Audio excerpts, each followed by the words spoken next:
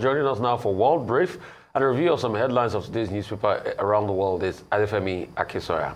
Femi, great to have you. Thank you. Hi, good morning. Adefemi, good morning. How are you? I'm okay, thank you. You guys okay? Yeah. Good. Let me tell you what's happening around the world.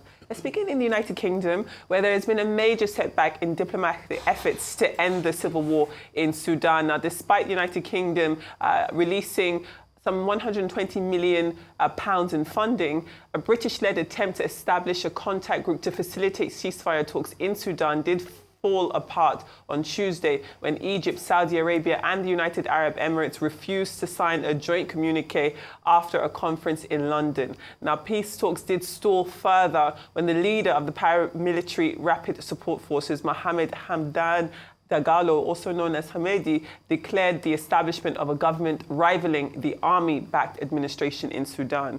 And in the absence of a final communique, the UK Foreign Secretary, David Lammy, who we see there, and his counterparts from France, Germany, the African Union and the EU issued a joint co-chair statement pledging to support efforts to find a peaceful solution that did not lead to Sudan's partition. Let's take a listen to what our commissioner had to say. There can be no military solution in Sudan.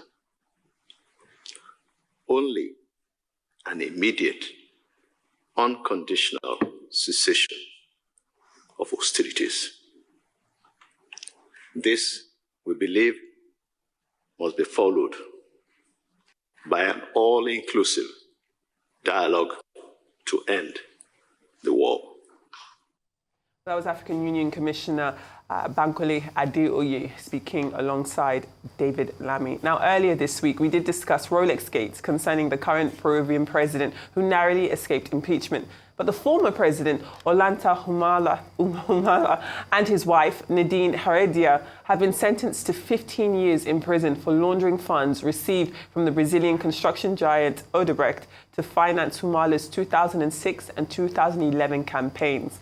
Now, the judges of the National Superior Court found that Humala and Heredia received several millions of dollars in illegal contributions for those campaigns from Odebrecht, sometimes even being delivered by suitcases filled with cash, as well as the government of the then Venezuelan president, Hugo Chavez. Now, the verdict makes Humala the third former Peruvian president to be imprisoned for corruption in the last 2 decades. He joins Alejandro Toledo, sentenced in 2024 to 20 years for Odebrecht-related crimes, and Alberto Fujimori, who received multiple convictions for corruption and human rights abuses. His wife was not in court. She was seen to be entering the Brazilian embassy in Peru and is said to be seeking asylum there.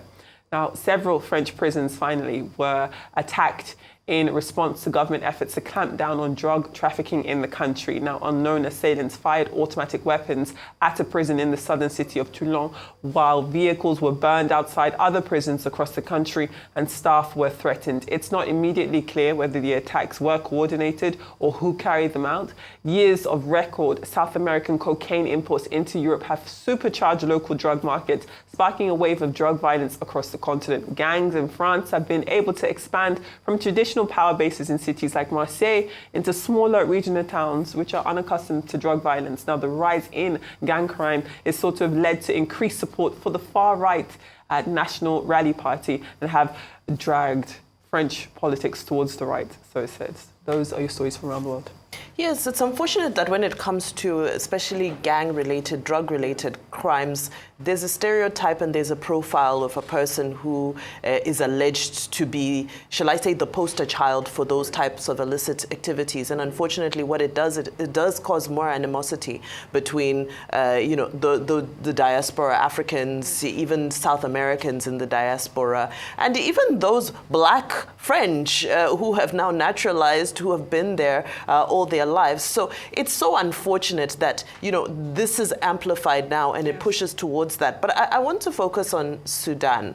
And I'm not surprised that we fly out to London thinking that external people are going to have solutions to African problems. For me, this is a huge indictment on the African Union, who was there as, an invited guest. African Union should have been hosting that conference, whether in Addis Ababa or elsewhere on the continent. Now, they were referred as co-hosts, so the United Kingdom, France, Germany, and the African Union. And the African Union as an afterthought. This is a disgrace and an embarrassment, because if this is not what the African Union exists for, then what is its purpose?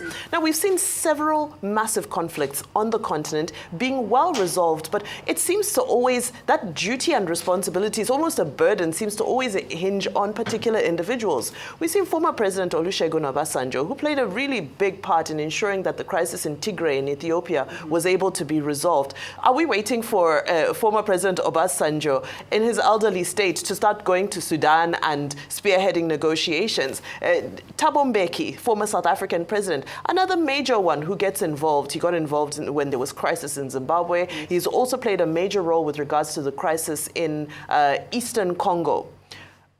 It's always the same players. We've seen Uhuru Kenyatta try to, become a bit involved with African diplomacy. But the point that I'm making is that we have so many high-standing, upstanding former African presidents, African elders, leaders who are supposed to be leading this charge. I like something that the UK Foreign Secretary said, David Lammy. He said that there's simply no political will to resolve this issue. And that's a situation we have on the ground. You have the UAE involved, you have Egypt involved, you have so many external factors. Russia is also alleged to be involved. So many external factors. Is this going to be like Eastern Congo again, where we saw that when the community, the region met on its own, it didn't, we were unable to reach an agreement. Then we saw images from Qatar, where Kagame was sitting with Tshisekedi, and suddenly they were able to come to terms and have a meaningful conversation because they're in Doha, in Qatar. So for me, this is a huge indictment on the African Union, also on our regional African organizations as well, because it just means that we're really just there, paying fat salaries to policymakers who are just paying eye service to all we're doing. What do they say? Toothless bulldog that'll come and release statements and so forth. What's coming of it? Absolutely nothing. A real shame, because this is not why the African Union was created. And I continue to hope that some type of solution can be found in Sudan, reiterating that we hope that this country will not be further cut down into more countries. It's been further cut down into more countries, sadly enough, because the whole country was Sudan and South Sudan before. Prior to this time, the likes of John Garang of this world fought for the emancipation of South Sudan. Then Umar al-Bashir was the problem. Finally, after John Garang got the independence and the agreement was signed, he passed in a crash. And after he passed, the two actors, Riek Machar and Salva Kiir, today they are fighting in South Sudan. Then Umar al-Bashir, after ruling this country with a iron fist, leaves. But the leader of some of his militia internal group, the Rapid Response Squad, led by Dagalo Hameti, now thinks he can hold sway with power. Then Al-Burnham says, I'm going to fight you in return. Let's fight for the power. Then they start to fight. Then the external actors come in because there's gold in Sudan, there's mineral resource in Sudan. They can flee Sudan on. The Russian came in, initially started supporting Rapid Response Squad. When they saw that the Rapid Response Force was losing and they had liberated some parts in Khartoum, the next thing, they went to meet Al-Burnham. So in this war alone, Russia has played both sides. The UAE themselves, that are also part of these talks, they've been seen to be shipping in equipment and military gear in. Everybody's trying to have their pie in this Sudanese problem. And that's exactly how Africa crumbles. You know why? As long as you have strong men that think that they are God, then the nation never moves forward. So today they cannot reach an agreement. Why? Because Hameti is saying, I'm going to declare another unilateral government there in Sudan.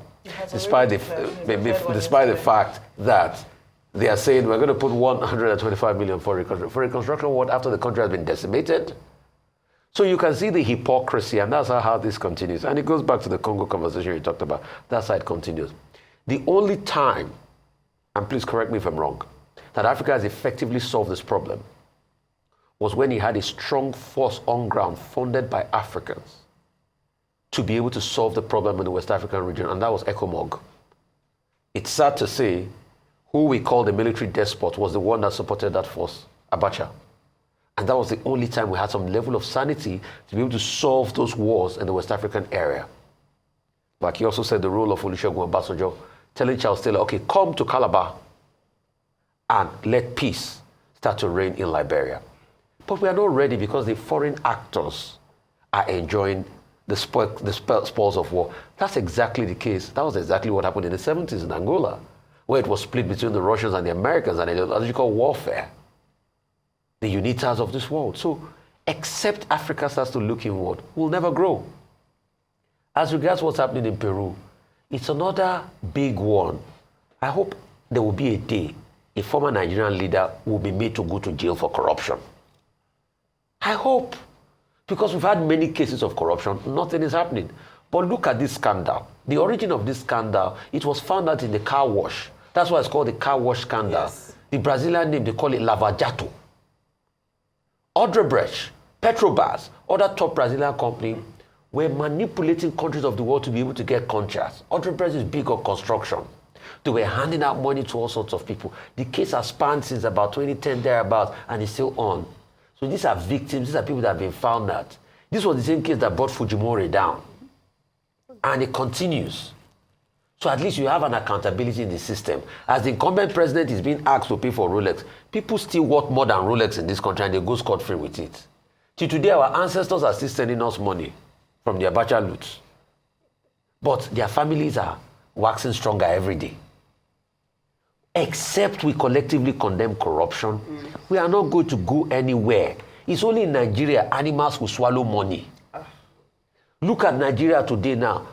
They are talking about CBEX. People have lost money. No protection of them. They will go MMM. Till today, who did they apprehend for MMM?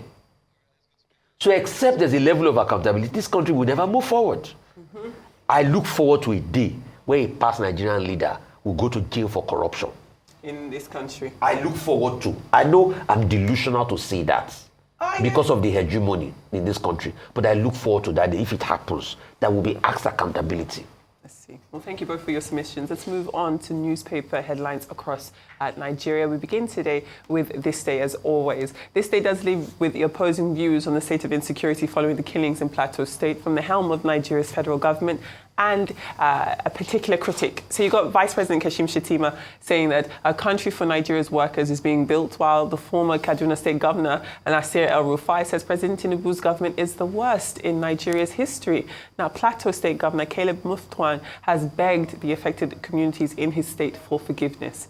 Now, the New Telegraph focuses on Rivers State as the Speaker of the House of Representatives, Tajuddin Abbas, has reminded the Rivers State sole administrator, Vice Admiral Ibok Ete Abbas, that he is constitutionally expected to report to the National Assembly in running the affairs of the oil-rich state. Now, the Speaker said so in Abuja on Tuesday while inaugurating the House of Representatives Ad Hoc Committee on Rivers State. Meanwhile, the nation leads with Abbas tackling the Nigerian Bar Association, over this 300 million naira hosting grant and threatening a lawsuit. Now, the Daily Trust, The Punch, and The Guardian all lead with the controversy surrounding the CBEX platform. Now, The Punch in particular says Interpol has joined the EFCC in this 1.3 trillion naira probe. Meanwhile, The Guardian dedicated the lion's share of its front page to educate its readers on how to spot a Ponzi scheme, as angry and upset Nigerians are turning to social media to describe how they've been locked out of their accounts on the digital financial platform. Now, people have posted videos of themselves crying, saying that they could not withdraw their investments, fearing their money had gone. Now, some furious customers did ransack a CBEX office in Ibadan, looting chairs, air conditioners, and solar panels. Now, CBEX has not yet publicly commented. However, in terms of this front page story on The Guardian, in terms of how to spot a Ponzi scheme, some red flags, according to The Guardian, include high returns with low risk, pressure to reinvest and recruit new investors, and organizations which are either unregistered or unregulated. Those should be your warning signs when it comes to handling money. I mean, we can giggle because because of the sheer ridiculousness of the story, but it is very, very sad because you're taking advantage of people's desire to make some money, especially when we're talking about hardship. So if you're telling someone who is not financially inept or financially savvy to say, okay, if you invest this within 30 days, you're going to get 100% of your investment back plus some change. Everybody will think, okay, well, we'll all get on this investing ladder. And unfortunately, this is what's happened. In this country, we had wonder banks. There was a time we had MMM. Now it's CBEX. What's the origin of a Ponzi scheme? Related to a man that used all sorts of gimmicks and tricks to take money from people. His name is called Charles Ponzi. And his schemes were well known. But guess what? People always fell for the scheme. One, because there was not enough awareness. Two, there's an innate level of greed. Also, Three, wolf is delicious. country is hard. Look at this money now. After rebasing, inflation has now gone up from 23 to 24%. So 1 percentage point increase. And people want to get by. But the question is, when CBEX started, what was the awareness given by people like SEC and all of that and the governmental agencies? Now EFCC is saying they are trying to get them. How well are they going to do? They said they've also used Interpol. How is it going to happen? When MMM happened, I knew people that went to churches. They said God told them that MMM is a liberation for poverty cause in Nigeria. They marketed MMM in churches among cell groups. Where are they today?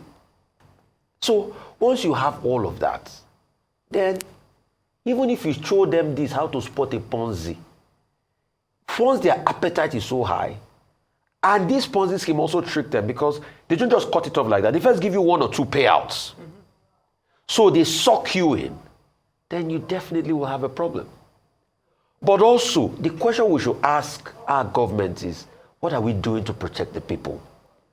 And are some of our governmental promises not like CBEX schemes or MMM schemes? Because if we also have government that is creating buffer, that has a proper welfare structure, that can mitigate the effect of poverty and inflation on the lives of people, a lot of people might not really go towards areas like that. As regards another story that I saw on the list of stories there, the 300 million saga. Yeah. The truth is, we all know that the sole administrator is playing politics. Femi, like I said yesterday, 300 million naira is a paltry sum at even hosting an event of that magnitude. A lot of people have kicked back.